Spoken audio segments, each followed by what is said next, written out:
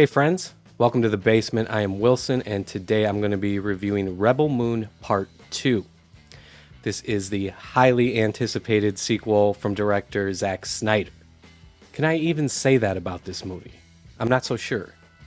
My anticipation for this didn't contain any excitement or even desire to see how the story was going to end.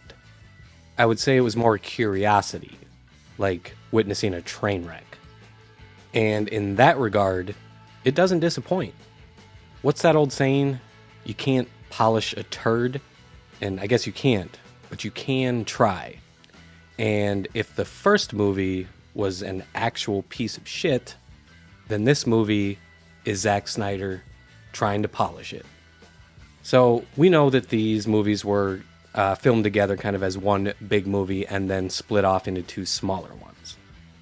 What that means for us is that the few things that the first movie did do well, like the audio design and the sound effects, those things are still here.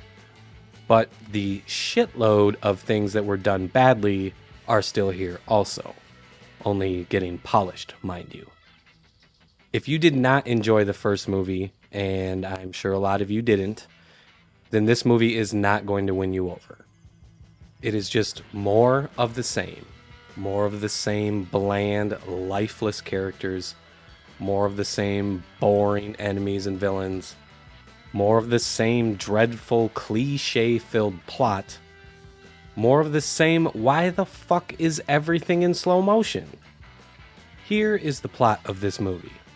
Once these rebels find out that the admiral they thought was dead is in fact not dead, they take preparations to make their stand against the Motherworld. Then, they make their stand against the Motherworld. I think on some level I can kind of appreciate that kind of simplicity, but that is the gist of it. Visually, this movie is all over the place, much like Part 1. And the slow motion usage is just as overdone. There's a scene early on in the movie where the locals are trying to teach our warriors how to harvest the grain. And there's a song overlaying this scene with lyrics about heart and home and whatnot. And the first thing I thought of was the opening to Disney's movie Frozen, where all the characters on the screen are singing this song about the power of ice while they're harvesting the ice. Something like that does work well in an animated movie, but I didn't find it to really have the same effectiveness in this movie. I'm not quite sure what Mr. Snyder was trying to convey with his epic slow motion shots of people chopping down bread. I can't imagine this scene even looked good on paper. If it wasn't for all the slow-mo in this scene, I would have thought that it was from a different movie altogether. It just felt very out of place to me. Now, one of my biggest criticisms of Part 1 was the lack of character building. By the end of the movie, we knew almost nothing about the majority of the crew that was assembled.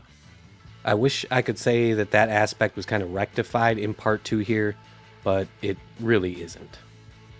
We have a scene here where our heroes are gathered around a table and they each spend, I don't know, about a minute or so telling us about an event from their past that is meant to kind of be their reasoning for fighting back against the Motherworld.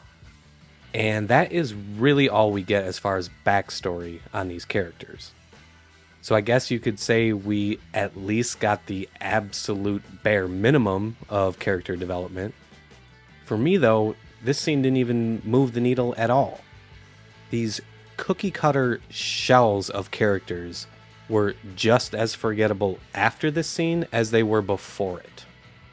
At no point in either movie did I give a polished shit about any of them.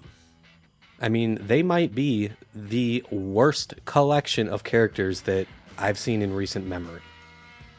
Unmercifully, this movie ends on a massive cliffhanger, leaving the door open for a potential third movie. Now, on one hand, and at this particular point, I have no desire to see where the story is going to go from here, as I've already mentioned. My good faith is all used up. On the other hand, this actually could be an opportunity for Zack Snyder to fix some of the issues in these movies. But if you think about that for a moment, what could actually be fixed at this point? He could cut back on the slow mo and maybe dial back a little bit his attempts to make every single thing look as epic and over the top as possible. But he is more than likely not going to be able to just make this story all of a sudden interesting or make these characters suddenly likable. In my opinion, those things are just too far gone and there ain't no getting it back. I think I would rather he just tell a new story with new characters. A fresh start, I guess, I think would be the best option here. All right. Fresh start. So, in summary, if you did not like the first movie, well, the trend just continues, and we're just left with a very unsatisfying couple of movies here from director Zack Snyder.